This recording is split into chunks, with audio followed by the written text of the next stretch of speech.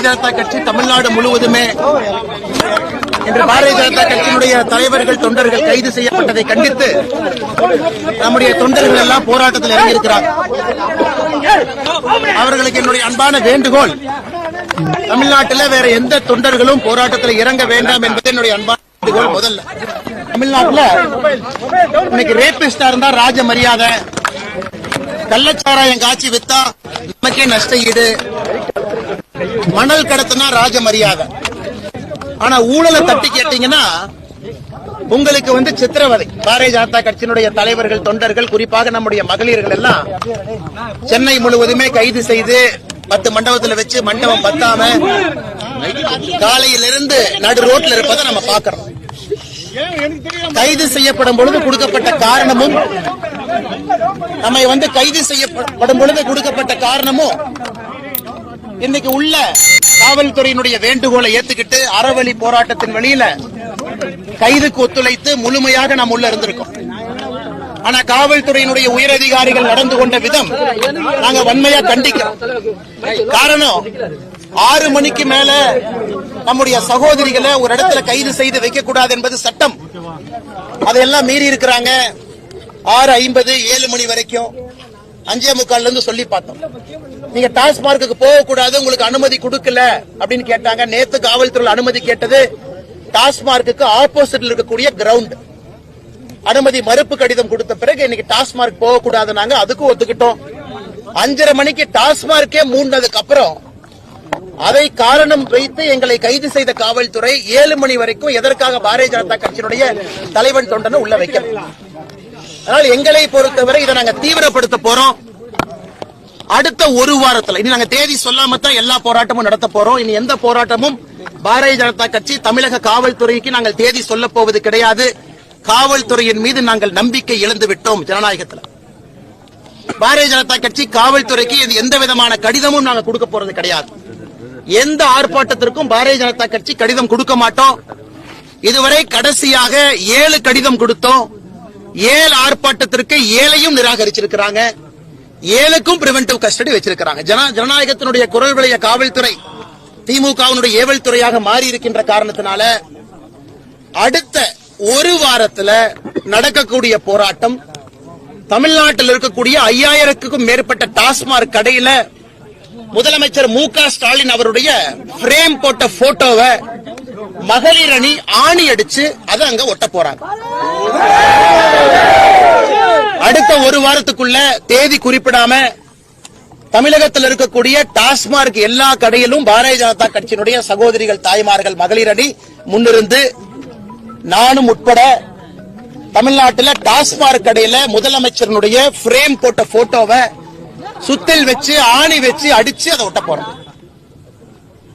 April முதல் வாரத்தில் ஒரு நாள் பாரதிய ஜனதா கட்சியினுடைய தலைவர்கள் தொண்டர்கள் டாஸ்மாக் கடையை மூடி பூட்டு போட போறோம். இந்த 2 போராட்டமும் அடுத்த 15 நாட்களுக்குள்ள 2 தேதியில் நடக்கும். 22ஆம் தேதி ஒரு போராட்டம் சென்னையில் நடப்பதற்கு வாய்ப்பு இருக்கு. அதுவும் அறிவிக்க போறதில்ல.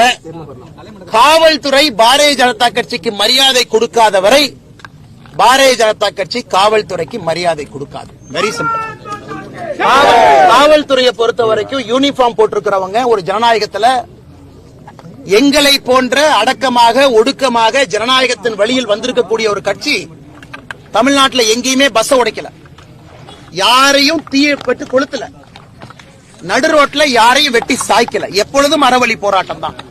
அறவழி போராட்டத்திற்கு அனுமதி பிறகு நாங்கள் காவல்துறையின் மீது வைத்திருக்கக்கூடிய மரியாதையை நம்பிக்கையை இழந்திருக்கின்றோம். அடுத்த 2 போராட்டமும் கட்டாயமாக நடக்கும். காவல்துறை முடிஞ்சா எங்களை தடுத்து பார்க்கட்டும். இனி தமிழ்நாட்டில் யூனிஃபார்ம் போட்ட ஒரு போலீஸ்காரங்க விடுவேன். இருக்கக்கூடிய மண்டபத்தில் டாய்லெட் சில மண்டபத்தில் இருக்காது. பெண்களுக்கு 6 மணிக்கு மேல என்ன மரியாதை பெண்களுக்கு சட்டத்தின்படி கொடுக்கணுமோ கொடுக்க தெரியாது. ஆனா நான் எங்க மேலதிகாரிகள் சொல்லிட்டாங்க, டிஜி சொல்லிட்டாங்க, கமிஷனர் சொல்லிட்டாங்க, நாங்க உங்களை நைட்டு வரைக்கும் வச்சிருப்போம்னா எப்படி அந்த இதை நாங்க எடுத்துக்க முடியுங்கண்ணா?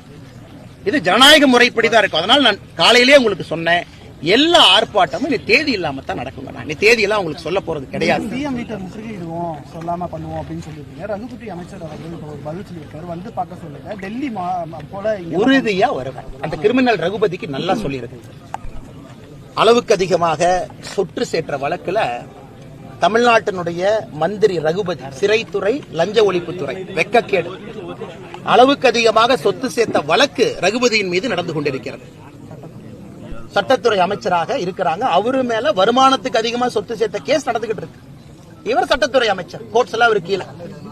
இவர் எங்க கிட்ட சட்டத்தை பத்தி ரகுபதி சொல்றாங்க. அதனால என்னை பொறுத்தவரை தமிழகத்தினுடைய சட்டத்துறை அமைச்சரே கிரிமினல் தான். அவருக்கு சட்டத்தை பாதுகாப்பதற்கோ சட்டத்தை போற்றி வணங்குவதற்கோ அவருக்கு எந்த விதமான அருகதையும் இல்லை. வருவது உறுதிதான். ஏன்னா டாஸ்மாக் கேஸ்ல எங்களை பொறுத்தவரை முதல் குற்றவாளியாக வர வேண்டியவர் தமிழகத்தினுடைய முதலமைச்சர் ஐயா மு.க. ஸ்டாலின். ஏன் நீங்க வந்து டெல்லி அரசியல், தமிழ்நாடு அரசியல், இது சென்னை அரசியல், டெல்லிக்கெல்லாம் ஏன் போறீங்க? தமிழ்நாட்டுல பாஜக எடுபடுமா செஞ்சா தானே தெரியும். நாங்க செஞ்சு காட்ட போறோம். எடுபடுமா எடுபடாதான் அப்புறம் பார்ப்போம். செய்வது உறுதின்னு சொல்லிட்டேன்.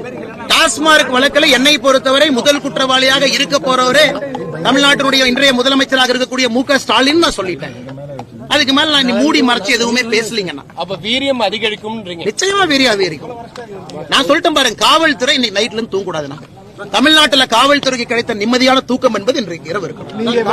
ஒரு சீனியர் ஆபீசர் வந்து கொடுக்கிற இல்லீகல் ஆர்டர் எல்லாம் ஒரு காவல்துறை ஃபாலோ பண்ணிக்கிட்டு இருந்தா சட்டம் ஒழுங்கு எங்க போய் நிக்கும்? சட்டம் ஒழுங்கு எங்க போய் நிக்கும்? எங்களுக்கு என்ன காவல்துறைக்கு உபத்திரம் கொடுக்க வேண்டும் என்கின்ற ஆசையா? இல்ல ஸ்ட்ரீட்ல பேட்ரோல் பண்ண வேண்டிய காவல்துறையை பிடிச்சு பாரதிய ஜனதா கட்சி அடைச்சு வச்சு வேலை செய்யக்கூடாது. மரியாதை கொடுக்கும். There is a respect. ஒரு முறை பொறுத்துக்கிட்டோம், 2 முறை பொறுத்துக்கிட்டோம், 6 முறை பொறுத்துக்கிட்டோம். எல்லாம் ஒரு லிமிட் தான். அதனால யாரோ ஒரு கமிஷனர், யாரோ ஒரு டிஜி, யாரையும் உட்கார்ந்து இருக்கிறாங்க, இல்லீகல் ஆர்டரா கொடுக்கறாங்க. ஏன் அனுமதி கொடுக்கறதுக்கு என்ன பிரச்சனை உங்களுக்கு? நாங்க ஏதாச்சும் உடைச்சோமா? எங்களுக்கு அந்த மாதிரி ரெக்கார்ட் இருக்கா நாங்க உடைக்கிறதுக்கு? யாரை பாதுகாப்பதற்காக இந்த கபட நாடகம்? சரி, 22ஆம் தேதி அத்தனை பேர் வருவாங்க. நாங்க லா அண்ட் ஆர்டர் பண்ண எங்க போய் நீங்க போலீஸ் வச்சிருப்பீங்க? யாரை வந்து தடுப்பீங்க? நீங்க எங்க நீங்க ஆளை டிப்ளை பண்ண எனக்கு தெரியாதானே? எனக்கு அந்த கம்பு சூத்திரம் தெரியாதா? எப்படி காவல்துறை அலையவும் எனக்கு தெரியாதா? அதை செய்ய வேண்டாம் என்று அரசியலுக்கு வந்திருக்கேன். ஆனா தயவு செஞ்சு என்னையும் ஒரு சராசரி சாமானிய அரசியல்வாதியாக காவல்துறை மாற்றிவிட வேண்டாம் என்ற நேரத்தில் கேட்டுக்கிறேன்.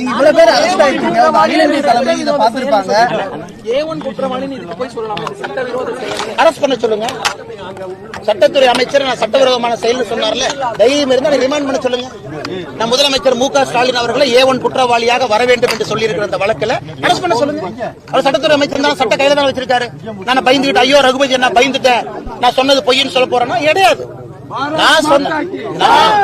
நான் சொன்னதிலே நான் தெளிவாக இருக்கின்றேன். காரணம், குற்றவாளிய ஹார்பர் பண்றாங்க, செந்தில் பாலாஜிய ப்ரொடெக்ட் பண்றாங்க, சிறைக்கு டாஸ்மாக் 1 வருஷத்துக்கு மேல சிறையில் இருந்து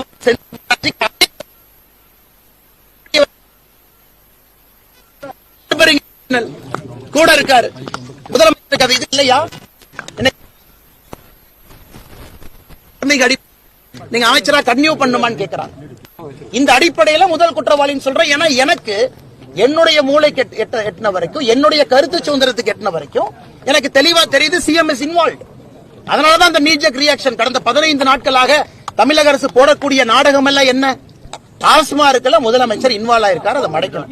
அதனால யாங்க செந்தில் பாலாஜி மேல போக போறதில்லை. எங்களை பொறுத்தவரை முதல் குற்றவாளி மு.க. ஸ்டாலின். நாடகம் ஆடுறதை விட்டுட்டு மேல் நடவடிக்கை எடுங்கன்னு டிவிக்கு அறிக்கை விட்டுருக்காங்க. இந்த டாஸ்மாக் விவகாரத்துல டிவிக்கு முதல்ல வர சொல்லுங்க. ஸ்கூல் பசங்க மாதிரி உட்கார்ந்து பாலிடிக்ஸ் பண்றாங்க. டிவிக்கு என்ன சினிமா ஷூட்டிங்ல இருந்து அரசியல் பண்ணுவாங்களா? என்ன டிவிக்கு சினிமா ஷூட்டிங்ல உட்கார்ந்து பாட்டு பாடிக்கிட்டு நடிகைகளோட இடுப்பை கிள்ளிக்கிட்டு அரசியல் பண்ணிட்டு இருக்காரு விஜய். திரும்ப எனக்கு பேச தெரியுமல்ல. டிவிக்கேவும் பவுண்டரியை கிராஸ் பண்ணக்கூடாது. நானும் டிவிக்கு மரியாதையா தான் பேசிட்டு இருக்கேன். அறிக்கை விடும்போது அறிக்கைக்கு ஒரு காரணம் இருக்கும். நான் என்ன விஜய் மாதிரி உட்கார்ந்து நடிகைகளோட இருப்ப கிள்ளிக்கிட்டு உட்கார்ந்து டான்ஸ் ஆடிட்டு அங்கிருந்து அறிக்கை கொடுத்துட்டு இருக்கேன். நான் களத்திலிருந்து போராடி கொண்டிருக்கின்றேன், களத்திலிருந்து பேசுறேன். இதென்ன ஒர்க் ஃப்ரம் ஹோம் பாலிடிக்ஸா விஜய்க்கு? என்ன ஒர்க் ஃப்ரம் ஹோம் நாடகம் யாரு பண்றாங்க? யாரு விஜய் அரசியல் 30 வயசுல எங்க போனாரு? 50 வயசுல காலைல புத்தா எழுப்பிவிட்டு நடிகர் விஜய் அரசியலுக்கு வர சொன்னாரா? விஜய் யாரோட பி டீம்? நாடகம் யாரு பண்றாங்க? பிஜேபி பண்ணுதா, விஜய் பண்றாரா? நாடகம் பண்ணுவது விஜய், நாடகம் பண்ணுவது டிவிக்கு. திராவிட முன்னேற்ற கழகத்தினுடைய பி டீம் தான் விஜய். இன்னைக்கு நான் ஆணித்தரமா உறுதியா சொல்றேன், தமிழக வெற்றி கழகத்தினுடைய நடவடிக்கையை பார்த்த பிறகு நான் சொல்றேன், திராவிட முன்னேற்ற கழகம் மறுபடியும் ஆட்சிக்கு வர வேண்டும் என்று ஆரம்பித்த சீக்ரெட் ப்ராஜெக்ட் தான் தமிழக வெற்றி கழகம் சகோதரர் விஜய் அவர். ஏன்னா வரம்பு மீறி அவர்கள் பேசும்பொழுது எனக்கும் பேச தெரியும். மரியாதை கொடுத்து மரியாதை வாங்கிக்கணும். சும்மா இந்த குஷி ஆனந்த் உட்கார்ந்துகிட்டு இந்த அறிக்கையெல்லாம் கொடுக்க கூடாது. நீ எல்லாம் ஒர்க் ஃப்ரம் ஹோம் பாலிடிக்ஸ் பண்ணிட்டு இருக்க, களத்துக்கு வா. அப்படியே படாம அப்படியே உட்கார்ந்து ஆக்டிங் பண்ற இடத்துல இருந்து அறிக்கை டைப் அடிச்சு அனுப்பிட்டு இருக்க. உனக்கு என்ன தெரியும் மக்கள் கஷ்டத்தை பத்தி? சிகரெட் குடிப்ப, மூவில ட்ரிங்க்ஸ் அடிப்ப, இதெல்லாம் பண்ணிட்டு டாஸ்மார்க் பத்தி பேசுறதுக்கு விஜய்க்கு யார் உரிமை கொடுத்தா? என் மாஸ்டர் படத்துல விஜயோட கேரக்டர் என்ன? சும்மா ஒரு குல்லாவை போட்டுட்டு நான் மைனாரிட்டி பக்கம் இருக்கேன்னு ஒரு நாள் இஃப்தார் வச்சுட்டு எல்லாம் வந்துருமான.